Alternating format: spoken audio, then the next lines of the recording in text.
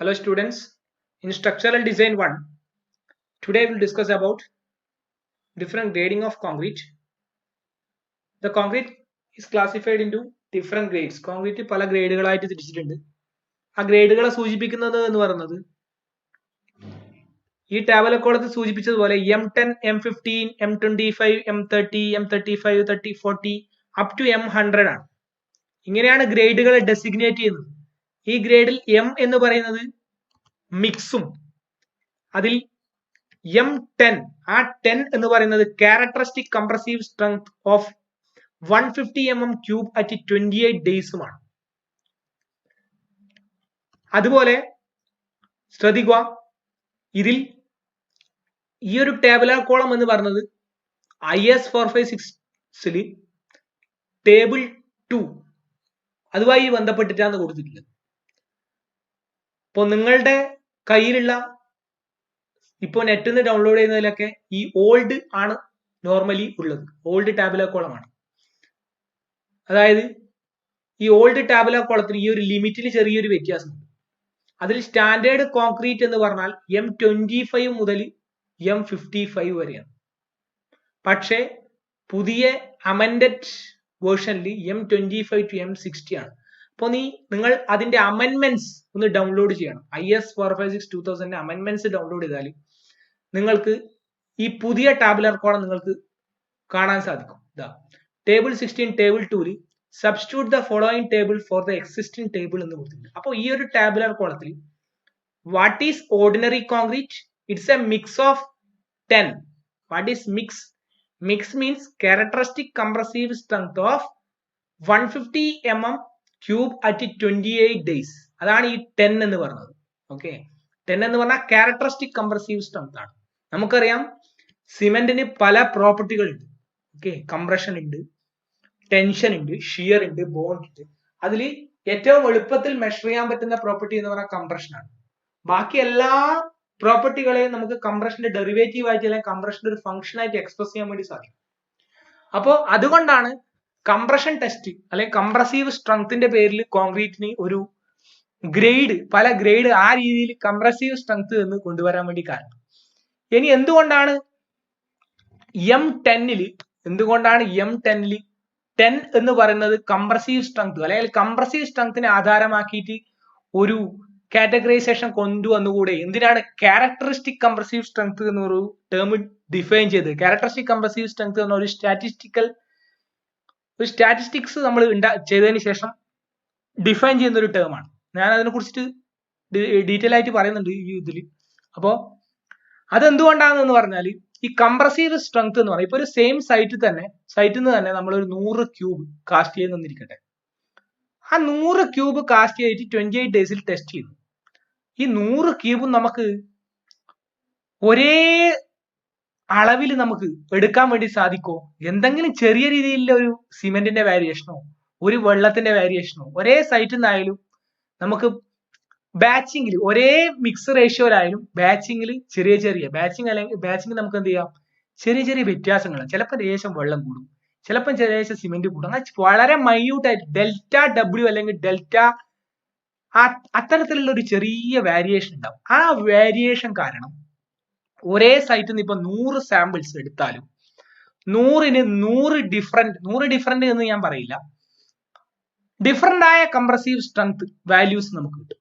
അതിനെ നമ്മൾ പ്ലോട്ട് ചെയ്താൽ മാക്സിമം വാല്യൂ എന്ന് പറഞ്ഞത് എന്താണ്? ഒരു പോയിന്റിൽ ഒരു മീൻ സ്ട്രെങ്ത്, ഒരു മീൻ വാല്യൂ ആണ് നമുക്ക് കിട്ടുക. ഈ ഒരു ഗ്രാഫിനെ നമ്മൾ നോർമൽ ഡിസ്ട്രിബ്യൂഷൻ ഫംഗ്ഷൻ എന്നാണ് പറയുന്നത്. ഒരു ഗോഷ്യൻ ഡിസ്ട്രിബ്യൂഷൻ ആണ്. ഗോഷ്യൻ ഡിസ്ട്രിബ്യൂഷൻ വേറൊരു ഡെഫിനേഷൻ കൂടി ഉണ്ട്. ഒരു ക്ലാസ്സിലെ സ്റ്റുഡൻസിന്റെ ഉയരം എല്ലാം ഗോഷ്യൻ ഡിസ്ട്രിബ്യൂഷനിലായിരിക്കും. മാക്സിമം വരുന്നത് എപ്പോഴും ഒരു സർട്ടൻ വാല്യൂ ആയിരിക്കും. ഒരു ഉയരം നോക്കുകയാണെങ്കിൽ ഇപ്പൊ ആൺകുട്ടികളുടെ ഉയരമാണെങ്കിൽ ഒരു 160 മുതൽ 170 വരെയിലായിരിക്കും മാക്സിമം ഹൈറ്റ് എന്ന് പറയുന്നത്. ഓക്കെ, അപ്പോൾ അതിന്റെ ഗ്രാഫ് എല്ലാം ഈ ഒരു ഷേപ്പിലാണ്. ഇപ്പൊ ഒരു 100 സാമ്പിൾസ് എടുത്താലും നമുക്കിപ്പോ 60 സാമ്പിൾസ്, ഓക്കെ, 60 സാമ്പിൾസ് എന്തായിരിക്കും? 55 Nm/mm² ആയിരിക്കും. അതിലൊരു വാരിയേഷൻ എപ്പോഴും നമുക്ക് എന്തുണ്ടാവും? ഒരേ മിക്സ് ആണെങ്കിൽ കൂടി നമുക്ക് എന്ത് ചെയ്യാം?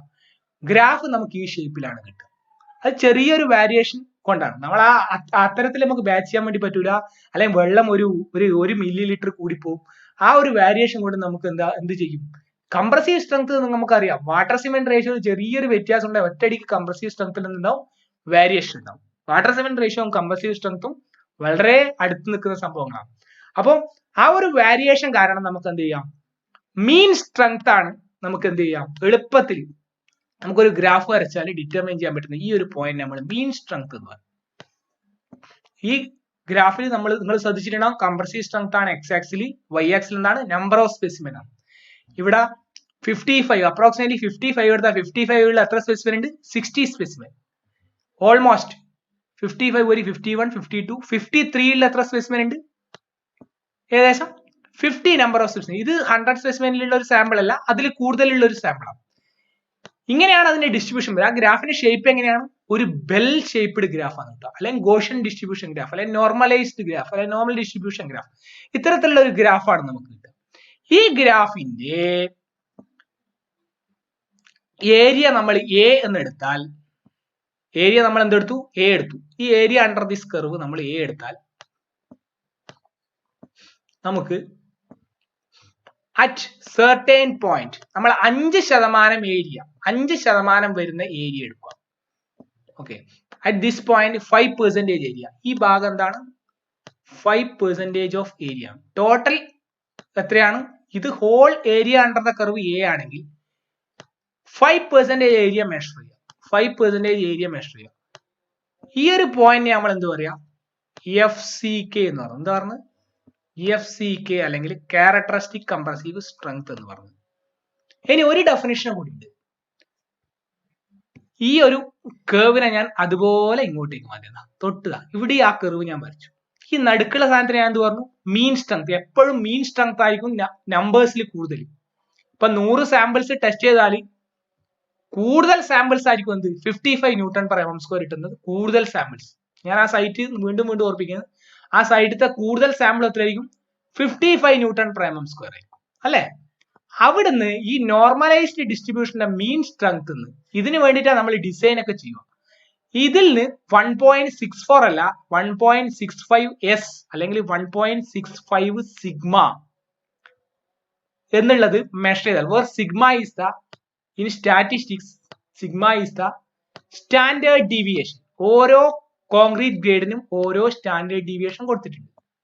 ആ സ്റ്റാൻഡേർഡ് ഡീവിയേഷൻ കുറച്ചാൽ കിട്ടുന്ന ഒരു പോയിന്റ് ഇല്ലേ, അവിടുത്തെ 1.65 ടൈംസ് സ്റ്റാൻഡേർഡ് ഡീവിയേഷൻ കുറച്ചാൽ മീൻസ് മെഷർ ചെയ്താൽ എവിടെയാണോ മീറ്റ് ചെയ്യുന്നത് ആ പോയിന്റിനെയും കൂടെ നമ്മൾ ക്യാരക്ടറിസ്റ്റിക് കംപ്രസീവ് സ്ട്രെങ്ത് എന്ന് പറയും. അപ്പൊ ഞാൻ 2 ഡെഫിനിഷൻ പറഞ്ഞു. മീൻ സ്ട്രെങ്ത് 1.65 സിഗ്മ എവിടെയാണോ മീറ്റ് ചെയ്യുന്നത് അതിനെ നമ്മൾ ക്യാരക്ടറിസ്റ്റിക് കംപ്രസീവ് സ്ട്രെങ്ത് എന്ന് പറയും. അതുകൂടാതെ ഒരു കർവിന്റെ ഏരിയ അണ്ടർ ദ കർവ് വരച്ചിട്ട് അതിനെ ടോട്ടൽ എ ആയി എടുത്താൽ 5% ഏരിയ, ഈ ടോട്ടൽ ഏരിയയുടെ 5% ഏരിയ, അതായത് നോർമൽ ഡിസ്ട്രിബ്യൂഷന്റെ 5% ഏരിയ എവിടെയാണോ വരുന്നത് ആ പോയിന്റിനെ നമ്മൾ എന്ത് പറയും? FCK എന്ന് പറയും, അല്ലെങ്കിൽ ക്യാരക്ടറിസ്റ്റിക് കംപ്രസീവ് സ്ട്രെങ്ത് എന്ന് പറയും. എന്തുകൊണ്ടാണ് ഇപ്പൊ നിങ്ങൾക്ക് മനസ്സിലായിട്ടുണ്ടാവും എന്തുകൊണ്ടാണ് കംപ്രസീവ് സ്ട്രെങ്ത് കൊടുക്കാത്തത്. കംപ്രസീവ് സ്ട്രെങ്ത് എന്ന് പറഞ്ഞാൽ വാരിയിങ് പാരാമീറ്റർ ആണ്. ഒരേ സൈറ്റിൽ തന്നെ പല തരത്തിലുള്ള കംപ്രസീവ് സ്ട്രെങ്ത് ആയിട്ടാണ്. ഗ്രാഫിന്റെ ഷേപ്പ് നോക്കിയാൽ നിങ്ങൾ ഒരു ബെൽ ഷേപ്ഡ് ആയ ഒരു നോർമൽ ഡിസ്ട്രിബ്യൂഷൻ ഷേപ്പ് ആയിട്ടാണ്. അപ്പൊ പ്രോബബിലിറ്റി വെച്ചിട്ട് മാത്രമേ നമുക്ക് എന്ത് ചെയ്യാൻ വേണ്ടി പറ്റൂ? കംപ്രസീവ് സ്ട്രെങ്തിനെ നമുക്ക് ആ പേരിൽ നമുക്കൊരു ഗ്രേഡിംഗ് ഉണ്ടാക്കാൻ വേണ്ടി പറ്റും. അപ്പൊ നമ്മൾ ക്യാരക്ടറിസ്റ്റിക് കംപ്രസീവ് സ്ട്രെങ്ത് എന്ന് പറഞ്ഞു. അത് മീൻ സ്ട്രെങ്ത് എന്നില്ല ഒരു ഡീവിയേഷൻ ആയിട്ടാണ് പറഞ്ഞത്. മീൻ സ്ട്രെങ്ത് എന്താണ്? ഒരു ഡീവിയേഷൻ ആണ്. ആ ഡീവിയേഷൻ ഏത് പോയിന്റിലാണോ മീറ്റ് ചെയ്യുന്നത് അതിന് നമ്മൾ എന്ത് പറയും? 1.65 സിഗ്മ എന്നുള്ള വേരിയേഷൻ ഓരോ ഗ്രേഡിന് ഓരോ സ്റ്റാൻഡേർഡ് ഡീവിയേഷൻ ആണ്. അതിന് ഈക്വലന്റ് ആയിട്ട് നമ്മൾ ക്യാരക്ടറിസ്റ്റിക് കംപ്രസീവ് സ്ട്രെങ്ത് ഡിഫൈൻ ചെയ്തു. നിങ്ങൾക്ക് ഇതൊന്നും പഠിക്കാനില്ല. നിങ്ങൾക്ക് പഠിക്കാനുള്ള സാധനം എന്താണ്? ഇതിൽ define characteristic load and characteristic strength നിങ്ങളെ പിന്നീട് പഠിപ്പിക്കും. ഓക്കെ, അത് അടുത്ത സ്പെസിഫിക് ലേണിംഗ് ഔട്ട്കത്തിൽ വരുന്നതാണ്. ഇവിടെ നിങ്ങൾക്ക് പഠിക്കാനുള്ള grade of concrete as per IS 456-2000 ആണ്. അതിൽ ഡെഫിനിഷൻ വന്നത് കൊണ്ട് മാത്രമാണ്, എന്താണ് ഈ 10 ക്യാരക്ടറിസ്റ്റിക് കംപ്രസീവ് സ്ട്രെങ്ത് എന്ന് വന്നത് കൊണ്ട് മാത്രമാണ് ഞാൻ അത്തരത്തിൽ എക്സ്പ്ലെയിൻ ചെയ്തത്. മീൻ സ്ട്രെങ്ത് എന്നുള്ള 1.65 സിഗ്മ വേരിയേഷനെയാണ് ക്യാരക്ടറിസ്റ്റിക് കംപ്രസീവ് സ്ട്രെങ്ത് എന്ന് പറഞ്ഞത്. അല്ലെങ്കിൽ എന്താണ് total area under the curve A എടുത്താൽ അതിന്റെ 5% ഏരിയ, ഓക്കെ, അതിന്റെ 5% ഏരിയ, ഈ പോയിന്റിൽ നിന്ന് 5% ഏരിയ കവർ ചെയ്യുന്ന ഈ ഒരു പോയിന്റിനെ നമ്മൾ എന്ത് പറയാ, FCK എന്ന് പറഞ്ഞു.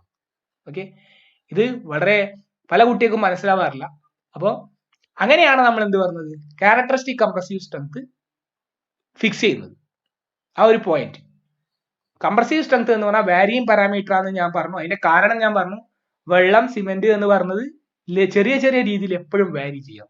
അതിനനുസരിച്ചിട്ട് വെള്ളത്തിന് ചെറിയ വാരി, ഒരു മില്ലി ആണെങ്കിലും അതിന്റെ സ്ട്രെങ്തിന് അത് വല്ലാത്ത രീതിയിൽ ബാധിക്കും. അതുകൊണ്ട് നമുക്ക് കംപ്രഷൻ ടെസ്റ്റ് സ്ട്രെങ്ത് വെച്ചിട്ട് നമുക്ക് ഗ്രേഡിനെ ഡിഫൈൻ ചെയ്യാൻ വേണ്ടി പറ്റില്ല.